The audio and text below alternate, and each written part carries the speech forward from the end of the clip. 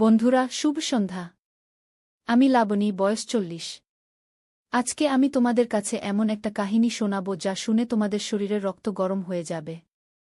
আমার সাথে যা ঘটেছে তা কখনো ভাবতে পারিনি।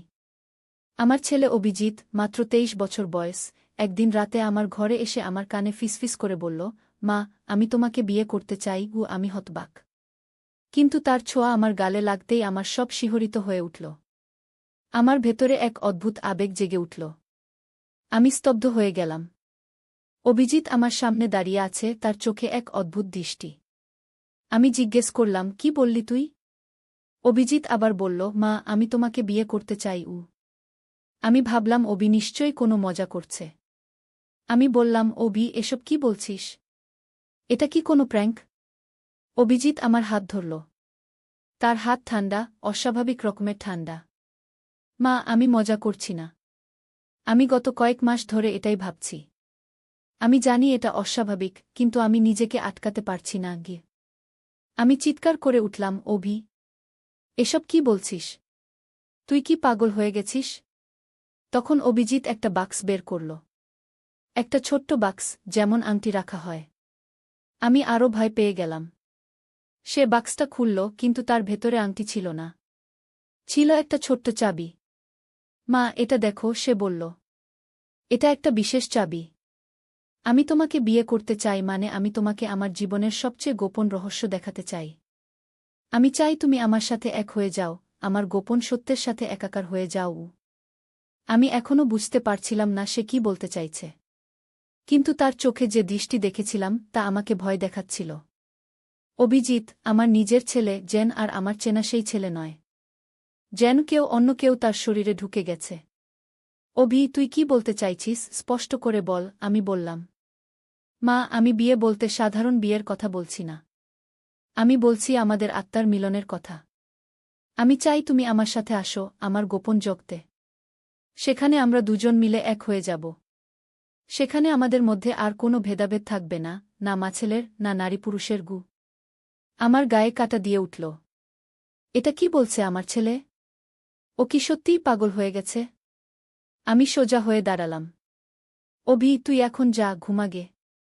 আমরা কাল সকালে কথা বলব। অভিজিৎ আমার হাত ধরে টানল। না মা, এখনই আমাদের যেতে হবে। বাবা ঘুমাচ্ছে। এখনই সময়।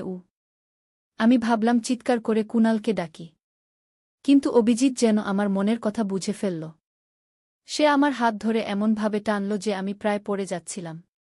মা, চিৎকার করো না। আমি তোমার মঙ্গলই চাই। বাবা বুঝবে না। কেউই বুঝবে না। আমি পালানোর চেষ্টা করলাম, কিন্তু অভিজিতের শক্ত হাতের বাঁধন থেকে নিজেকে ছাড়াতে পারলাম না। সে আমাকে টেনে বাইরে নিয়ে গেল। আমাদের বাড়ির পেছনে একটা ছোট গাড়ি দাঁড়িয়েছিল, যেটা আমি আগে কখনো দেখিনি। অভিজিৎ আমাকে গাড়িতে তুলল এবং ড্রাইভিং সিটে বসে গাড়ি স্টার্ট দিল। আমি তখন ভয়ে কাঁপছিলাম। আমার ছেলে, যাকে আমি এত স্নেহ দিয়ে মানুষ করেছি, সে আমাকে অপহরণ করছে। আমি কেঁদে ফেললাম। অভি, তুই আমাকে কোথায় নিয়ে যাচ্ছিস?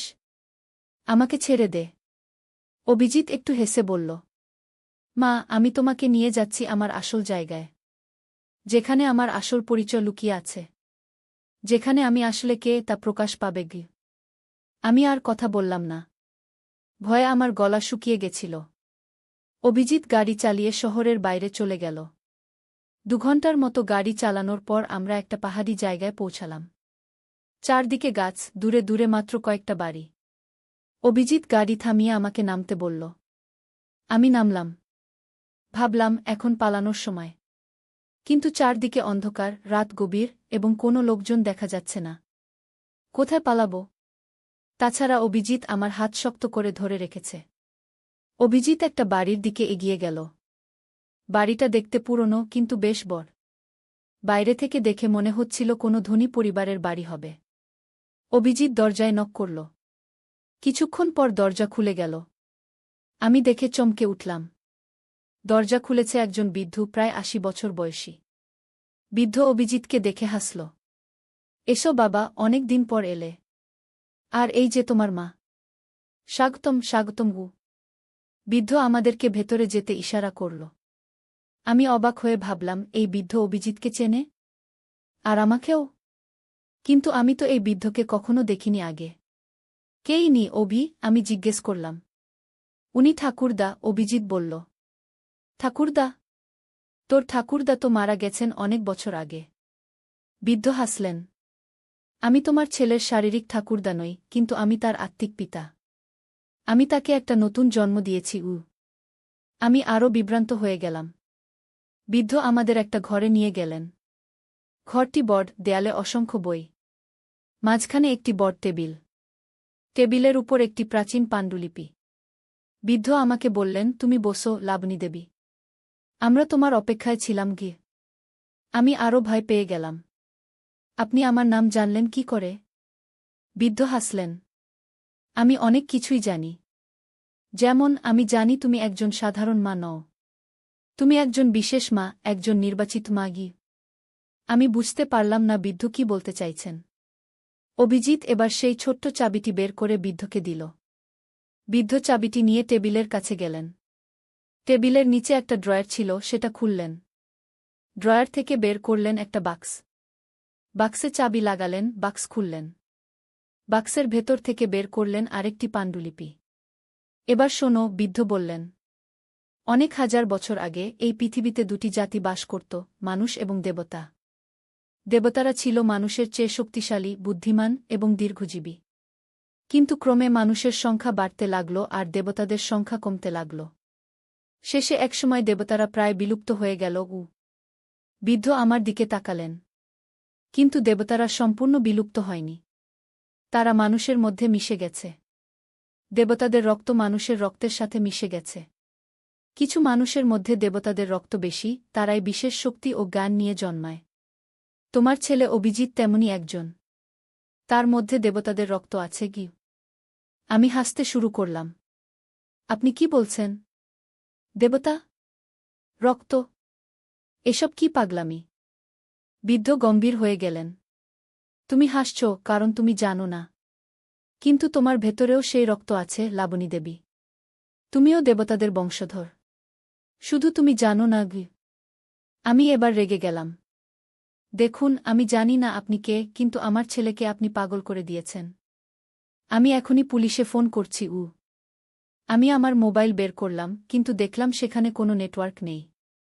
বৃদ্ধ বললেন, এখানে তোমার মোবাইল কাজ করবে না। এটা একটা বিশেষ জায়গা। এখানে আমরা দেবতাদের শক্তি ব্যবহার করি কি। এবার অভিজিৎ আমার কাছে এসে বলল, মা, আমি যখন বললাম আমি তোমাকে বিয়ে করতে চাই, তার মানে ছিল আমি চাই তুমিও আমাদের এই বিশেষ গোষ্ঠীতে যোগ দাও। তোমার মধ্যেও দেবতাদের রক্ত আছে। তুমি আমাদের একজন। আমরা চাই তুমি তোমার সত্যিকার পরিচয় জানো, তোমার ভেতরের শক্তি জাগ্রত করোক। আমি আর কিছু বলতে পারলাম না। অভিজিৎ হাত বাড়িয়ে আমার কপালে রাখল। আমি অনুভব করলাম তার হাত থেকে এক ধরনের উষ্ণতা আমার শরীরে ছড়িয়ে পড়ছে। একটু পরেই আমার মাথা ঘুরতে লাগল। আমি অজ্ঞান হয়ে গেলাম। যখন আমার জ্ঞান ফিরে এলো, আমি দেখলাম আমি একটা বিছানায় শুয়ে আছি। ঘরটা আলাদা, এটা আগের সেই ঘর নয়। এটা ছোট, সুন্দর সাজানো, জানালা দিয়ে সূর্যের আলো আসছে। বাইরে পাখির ডাক শোনা যাচ্ছে। আমি উঠে বসলাম। আমার মাথাটা এখনও কিছুটা ঘুরছিল। দরজা খুলে অভিজিৎ ঘরে ঢুকল। মা, তুমি ঠিক আছো? তোমার ঘুম ভাঙল? সে জিজ্ঞেস করল। অভি, কি হয়েছিল কাল? সেই বৃদ্ধ লোকটাকে? আমি জিজ্ঞেস করলাম। উনি গুরুদেব। আমাদের আধ্যাত্মিক গুরু। উনি আমাদের সত্যিকার পরিচয় বুঝতে সাহায্য করেন গু। আমি উঠে দাঁড়ালাম। অভি, আমি বাড়ি যেতে চাই। তোর বাবা নিশ্চয়ই চিন্তায় আছে। আমি এসব বিশ্বাস করি না। আমাকে বাড়ি নিয়ে চল। অভিজিৎ দরজার কাছে দাঁড়িয়ে রইল। মা, তুমি আরেকদিন থাকো। গুরুদেব তোমাকে সব দেখাবেন। তারপর তুমি যদি যেতে চাও, আমি নিজেই তোমাকে বাড়ি পৌঁছে দেব গু। আমি বুঝলাম অভিজিৎ আমাকে সহজে যেতে দেবে না। আমি ভাবলাম একদিন অপেক্ষা করাই ভালো। তারপর সুযোগ বুঝে পালাব। ঠিক আছে, আমি বললাম। অভিজিৎ খুশি হয়ে গেল। চলো, নাস্তা করা যাক। আমরা একটা ডাইনিং রুমে গেলাম। সেখানে টেবিলে অনেক খাবার সাজানো। আশ্চর্যের বিষয়, সবই আমার পছন্দের খাবার। অভিজিৎ আমাকে বসতে বলল। আমি বসলাম এবং খেতে শুরু করলাম। খাবারগুলো অসাধারণ স্বাদের ছিল। খাওয়ার পরে অভিজিৎ আমাকে বাড়ির বাইরে নিয়ে গেল। বাইরে গিয়ে দেখলাম বাড়িটা একটা পাহাড়ের ঢালুতে অবস্থিত। নিচে একটা সুন্দর লেক, চারপাশে সবুজ গাছপালা। দূরে আরও কিছু বাড়ি দেখা যাচ্ছে। এটা আমাদের কমিউনিটি, অভিজিৎ বলল। এখানে আমরা একসাথে থাকি, একসাথে অনুশীলন করি, একসাথে শিখি। আমরা সবাই দেবতাদের বংশধর। আমাদের সবার মধ্যে সেই বিশেষ রক্ত আছে কি? আমি জিজ্ঞেস করলাম, কতজন লোক আছে এখানে? প্রায় 100 জন, অভিজিৎ বলল। তুই কবে থেকে এখানে আসা শুরু করলি? আমি জিজ্ঞেস করলাম। প্রায় 1 বছর হল। একদিন কলেজ থেকে ফেরার পথে আমি গুরুদেবের সাথে দেখা করি। উনি আমার কপালে হাত রাখেন, আর আমি অনুভব করি আমার ভেতরে কিছু একটা জেগে উঠছে। উনি আমাকে বলেন আমি একজন বিশেষ ব্যক্তি, আমার মধ্যে দেবতাদের রক্ত আছে। প্রথমে আমি বিশ্বাস করিনি, কিন্তু উনি আমাকে এখানে নিয়ে আসেন এবং আমাকে দেখান আমি কি করতে পারি। আমি জিজ্ঞেস করলাম, তুই কি করতে পারিস? অভিজিৎ একটু হাসল। সে তার হাত বাড়িয়ে সামনের একটা পাথরের দিকে তাক করল। পাথরটা ধীরে ধীরে উপরে উঠতে লাগল, যেন কেউ তুলে ধরছে। আমি চমকে উঠলাম। এটা কি করে সম্ভব? এটাই আমাদের শক্তি, অভিজিৎ বলল। আমরা মনের শক্তি দিয়ে জিনিস নাড়াতে পারি, অন্যের মনের কথা বুঝতে পারি, ভবিষ্যৎ দেখতে পারি। কিন্তু এসব শক্তি ব্যবহার করার জন্য আমাদের অনুশীলন করতে হয়, ধ্যান করতে হয়। আমি অবাক হয়ে তাকিয়েছিলাম। এটা কি সত্যি? নাকি অভিজিৎ কোনো ট্রিক করছে? তুই বাবাকে কিছু বলিসনি কেন? আমি জিজ্ঞেস করলাম। বাবা বুঝবে না, অভিজিৎ বলল। তার মধ্যে দেবতাদের রক্ত নেই। সে মনে করবে আমরা পাগল হয়ে গেছি। কিন্তু তোমার মধ্যে আছে, মা। তুমিও একজন। আমি চাই তুমি তোমার শক্তি আবিষ্কার করো। আমি এখনও বিশ্বাস করতে পারছিলাম না। কিন্তু অভিজিতের কথাগুলো আমার মনে দাগ কাটছিল। আমি কি সত্যিই বিশেষ কেউ? দিনটা আমরা ঘুরে ঘুরে কাটালাম। অভিজিৎ আমাকে কমিউনিটির বিভিন্ন জায়গা দেখালো। আমি দেখলাম লোকেরা ধ্যান করছে, যোগ ব্যায়াম করছে, গ্রন্থ পড়ছে। সবাই আমাকে দেখে হাসছিল, স্বাগত জানাচ্ছিল। সন্ধ্যায় অভিজিৎ আমাকে বলল, মা, আমরা এখন একটু দূরে যাব। আমাদের মন্দিরে। মন্দির? এখানে মন্দির আছে? আমি জিজ্ঞেস করলাম।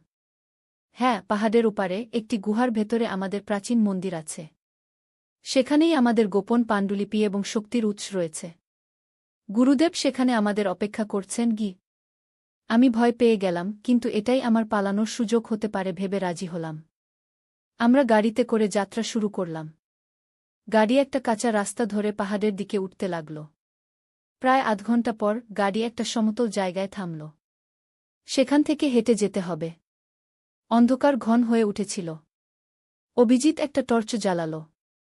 এই পথ ধরে, সে বলল। আমরা হাঁটতে লাগলাম। চারপাশের জঙ্গল থেকে বিচিত্র সব শব্দ আসছিল।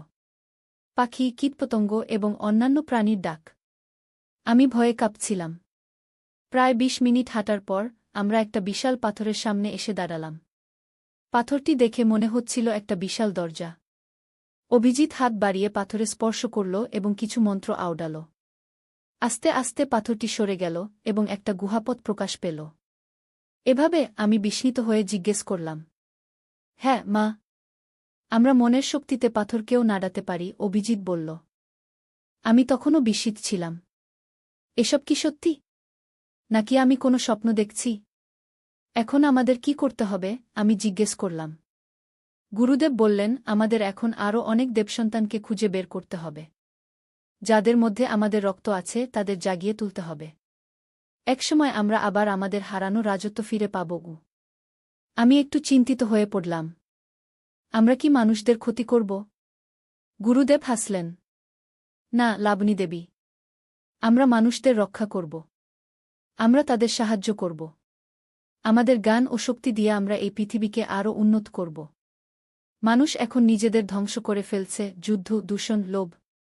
আমরা তাদের নতুন পথ দেখাব। আমি ভাবলাম, হয়তো এটাই সত্যি। হয়তো আমরা সত্যিই বিশেষ এবং আমাদের একটা উদ্দেশ্য আছে। কিন্তু আমার স্বামী? আমি জিজ্ঞেস করলাম। কুনাল? সে কি জানে? অভিজিৎ বলল, বাবার মধ্যে দেবরক্ত নেই, মা। কিন্তু সে আমাদের পরিবারের অংশ। আমরা তাকে রক্ষা করব। গুরুদেব আমার হাত ধরলেন। এখন তোমাকে তোমার শক্তি নিয়ন্ত্রণ করতে শিখতে হবে। এটা সহজ নয়, কিন্তু আমরা তোমাকে সাহায্য করব গো।